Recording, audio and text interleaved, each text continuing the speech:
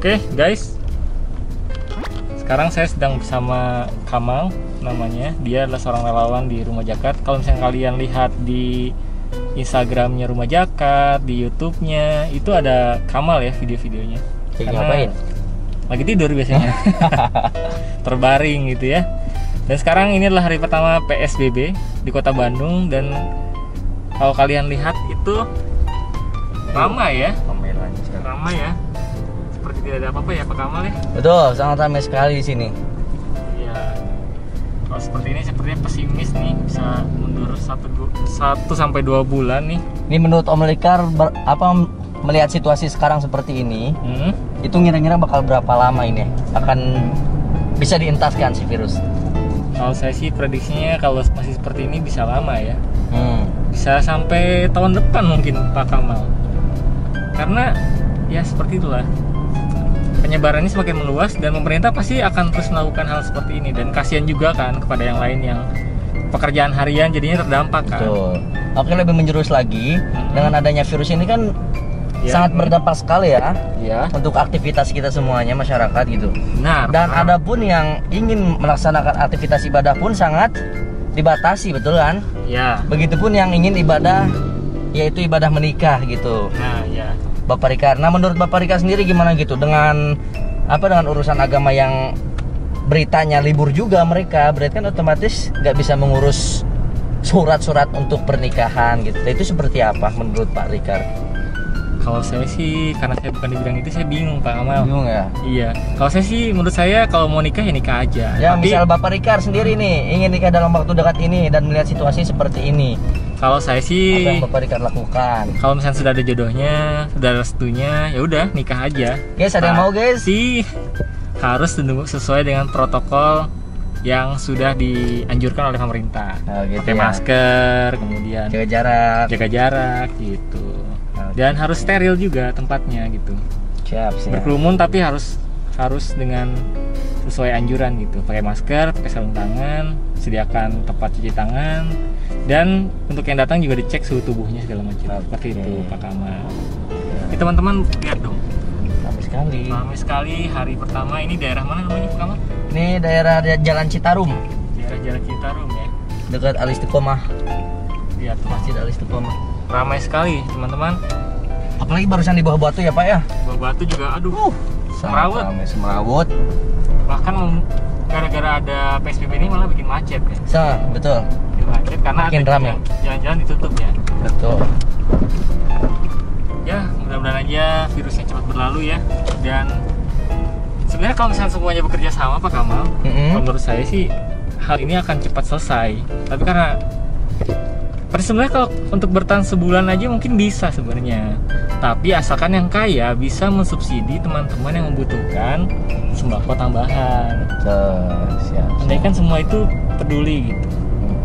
Tapi sayangnya ya, namanya manusia ya, setiap orang punya kepala masing-masing dan pemikirannya beda-beda gitu. Ya, kita berusaha lah melakukan yang kita bisa lakukan Pak Kamal. Betul Pak Rikar. Sekarang kita mau kemana Pak Kamal? Sekarang kita mau lanjut. Barusan kan kita habis nyalurin APD ya ke Rumah Sakit Umum Daerah Majalaya. Dan itu sangat lumayan jauh gitu, sekitar 1,5 jam di jalan tuh. Dan sekarang kita menuju ke rumah sakit kedua, yaitu Rumah Sakit Rotin Sulu. Rotin Sulu yang ada di Cimbuluit. Ya. Itu rumah sakit ini juga ya? Rujukan ya? Rujukan juga. Ya, rumah sakit rujukan juga. Dan ya bisa dilihat dari ujung ke ujung juga gitu. Jadi mohon doa dan dukungannya dari rekan-rekan semua. Iya. Untuk relawan-relawan yang sedang berjuang juga, mudah-mudahan selalu disehatkan dan dilancarkan dalam setiap aktivitas sehari-harinya gitu, teman-teman. Dan sekarang kita nih lihat nih lokasi yang biasanya rame di sini. Apakah sekarang kita rame juga lokasinya? Ini di mana nih? Ini daerah Gedung Sate. Oh, Gedung Sate nih. Bisa dilihat ya. Apakah udah ada jalan yang ditutup? Tapi kalau sini cukup sepi ya. Iya, bisa dibilang sepi nih. Oh, tuh belakang udah nutup tuh. Di belakang sudah ditutup. Belakang ya? Belakang udah tutup.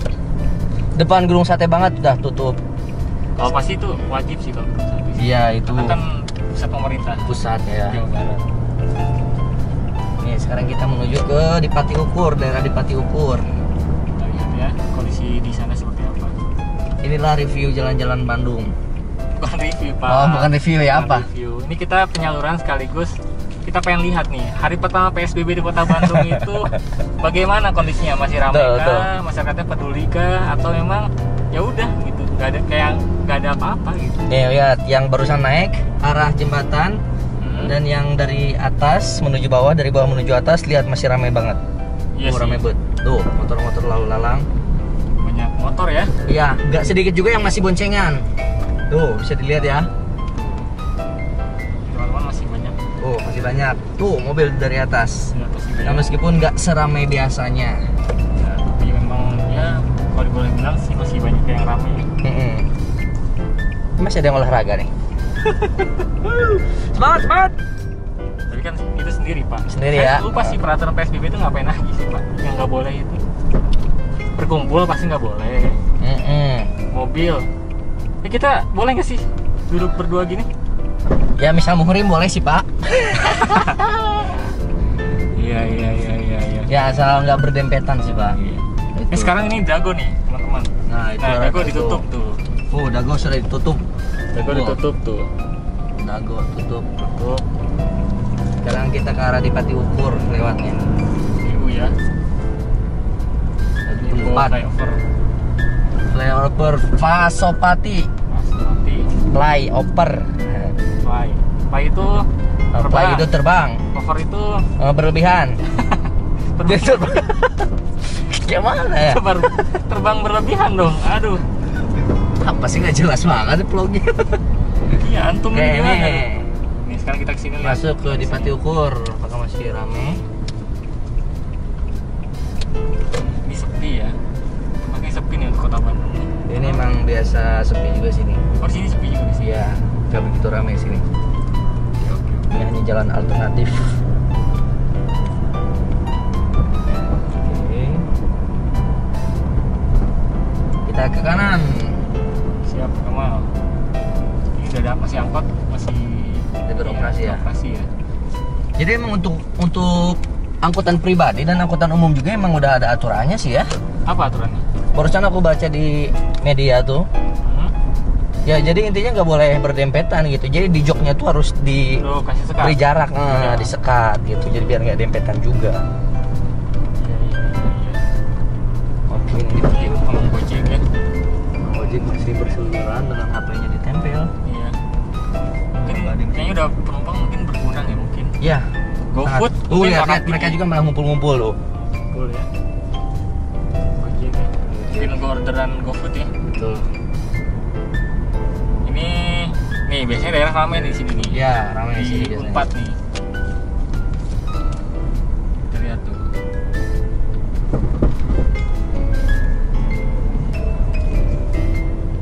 Nah, pedagang biasanya sih ramai nih, sekarang sepi ya.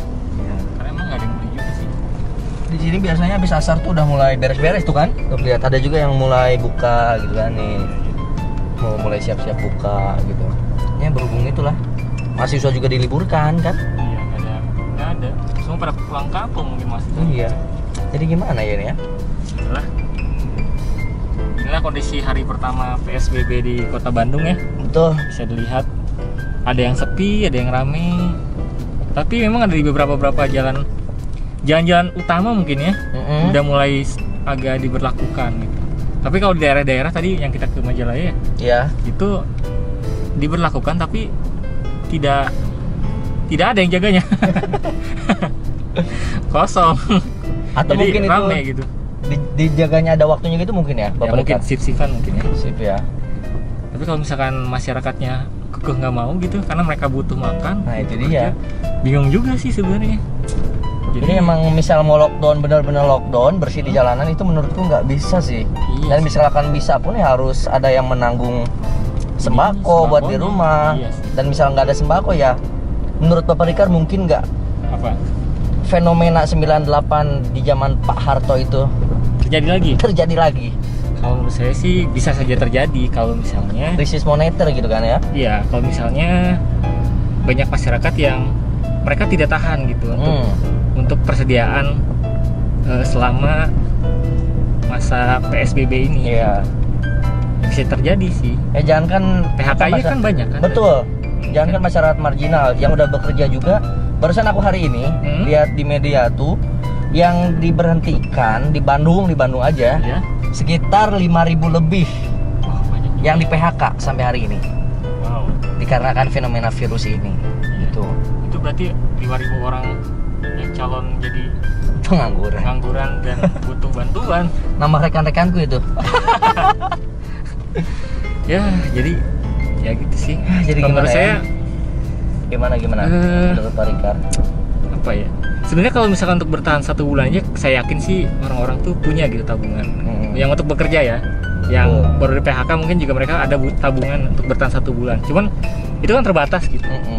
Nggak mungkin kalau misalkan virus ini masih ada aja, terus juga penyebar luasannya masih tinggi ya.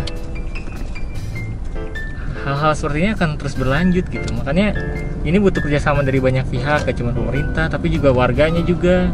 Kalau semuanya semuanya bersatu untuk tidak keluar rumah semua, saya yakin 1 bulan beres atau 2 minggu juga beres masalahnya.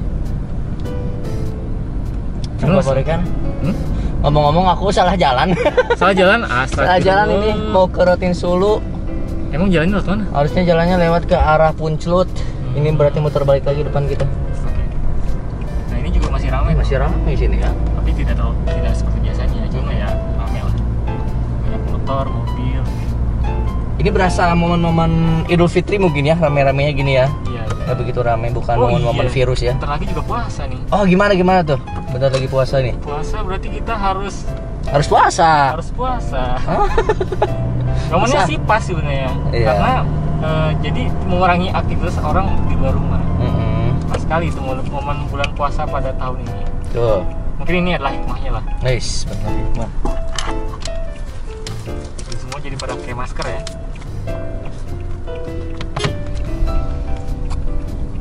Ini ngomong-ngomong udah 11 menit ini lebih kita ngobrol gini. Oke. Nggak apalah, baterai masih banyak ini. Ya jadi inilah fenomena realita gitu ya. Ya di Kota Bandung PSBB hari pertama ternyata masih banyak yang tidak mengikuti anjuran pemerintah ya.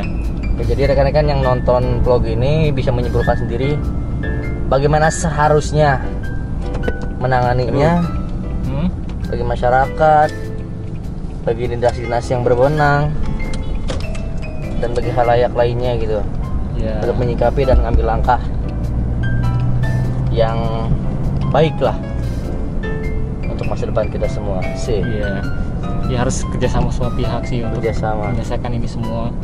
Karena kalau dilihat data dari dunia ya, yang terdata positif itu sampai 2.500.000 Pak. Wish, iya. Banyak banget. Mantap. Yang baru sembuh itu 600 ribuan. Berarti masih banyak yang sakit. Nah, mudah-mudahan di PSBB berikutnya, hari-hari berikutnya tidak seramai ini, dan ya mudah-mudahan banyak orang-orang baik yang mau membagikan sedikit bantuan untuk orang-orang yang membutuhkan. Karena kemarin tuh ada berita di Serang itu sampai ada yang nggak makan. Ibu-ibu selama 2 hari dia cuma minum aja. Karena dia tidak ada pemasukan gitu. Penghasilannya hari-harian gitu. Cuman sehari 25.000 dia harus menghidupi 4 orang anak. Gitu. Nah, itu kan sedih banget. Dan sekarang ibunya sudah meninggal. Innalillahi ya. Ya, gitulah. Kadang-kadang memang bantuan itu harus diberikan kepada yang berhak gitu. Jadi teman-teman yang tidak merasa berhak dan merasa masih mampu untuk bertahan, saya pikir teman-teman nggak perlulah ngambil sembako itu. Kasihkan sajalah kepada yang membutuhkan gitu. Misalkan di tetangganya, oh saya masih ada tabungan, saya masih mampu, ya udah kita nggak usah ngambil gitu. Kasihkan aja kepada yang membutuhkan gitu. Biar tepat sasaran juga bantuannya. Seperti itu teman-teman. Kita harus merubah mental untuk tidak menerima bantuan yang seharusnya bukan hak kita gitu. Jadi ini aja vlognya. Siap. Karena sebentar lagi kita mau sampai rumah sakitnya dan harus menyalurkan APD yang harus kita salurkan kepada tenaga medis, sehingga mereka ketika ada pasien COVID yang datang ke sana, mereka siap untuk menanganinya dan mereka juga tidak tertular oleh COVID ini. Ya, terima kasih ya buat yang nonton. Yang nggak nonton lah.